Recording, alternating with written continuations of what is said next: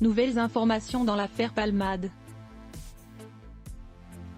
Nous sommes le samedi 18 février, soit 8 jours après le terrible accident provoqué par Pierre Palmade. Dans les dernières heures, on a appris que les 2 passagers de son véhicule, parmi lesquels un très bon ami, avaient été libérés. Ils ont été mis en examen pour non-assistance à personne en danger, et ont été placés sous le statut de témoins assistés. De son côté, l'humoriste de 54 ans a été mis en examen pour homicide involontaire et blessure involontaire ayant fait usage de stupéfiants et remis en liberté sous contrôle judiciaire avec bracelet électronique. Le parquet a alors immédiatement appel. Ce jour, on apprend, selon nos informations, que les familles et les victimes de la Mégane, ainsi que Michel G., conducteur du VLC, lui aussi impliqué dans cet accident, ont décidé de porter plainte contre Pierre Palmade et se sont constitués partie civile. Les premiers rapports judiciaires révèlent aussi que le bébé est né viable.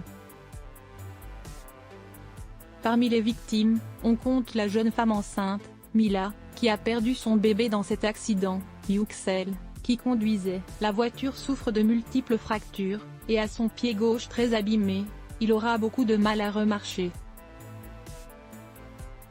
Son larynx a été enfoncé, lui qui a déjà été opéré 6 fois et qu'une 7e opération aurait eu lieu vendredi 17 février.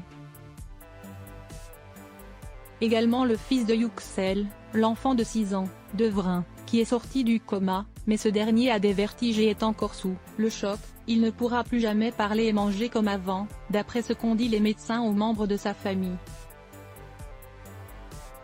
La famille a de la colère souhaitant voir Pierre Palmade condamné.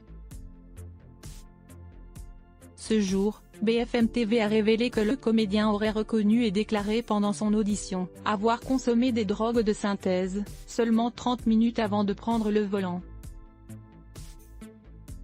C'est ce que Mosineux, l'un des passagers de son véhicule, a aussi reconnu pendant sa garde à vue, avoir, lui aussi, consommé des stupéfiants. Quant au 2e passager Gary S., qui s'est rendu, il a affirmé qu'il avait peu de souvenirs à propos de cet accident, et que lui aussi a passé la journée à consommer des stupéfiants avec les 2 autres. Mosineux a néanmoins déclaré pendant sa garde à vue que Gary S. avait proposé à Pierre Palmade de prendre le volant. Mais l'artiste de 54 ans a souhaité conduire. Désormais, reste à l'enquête de déterminer le déroulé des faits précédant le terrible accident de la route, ayant fait de lourdes victimes. Rappelons que Pierre Palmade, qui a échappé à la prison mais écope d'une assignation à résidence dans un service d'addictologie dans l'hôpital Paul Brousse de Villejuif, sous bracelet électronique. Le parquet a tout de suite fait appel à cette décision.